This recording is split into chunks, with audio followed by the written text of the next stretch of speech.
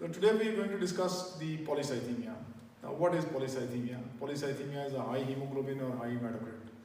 WHO defines if the hematocrit is more than 48% for female and more than 49% for the male, this is polycythemia.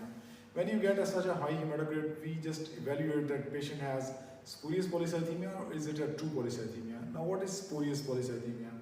Spurious polycythemia is the red cell mass is normal and the plasma volume is contracted. That's why the hematocrit is apparently high. So we hydrate this patient and recheck the hematocrit. If this becomes normal, it means this was a spurious polycythemia. And if it is still high, it means this is a true polycythemia. Now when you get a true polycythemia, you look for the evidence of hypoxia. For example, patient may be a smoker, patient may be suffering from cyanotic heart diseases, patient may be having chronic obstructive airway disease, or patient may be having pulmonary fibrosis. So for the next step, what we do is we go for arterial blood gas examination. The partial pressure of oxygen in the arterial blood may be low, it may be normal.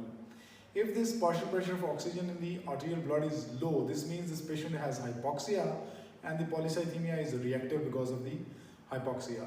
If the partial pressure of the oxygen is normal, we go for erythropoietin testing. If the erythropoietin is low, this patient is suffering from polycythemia vera and we investigate for polycythemia vera.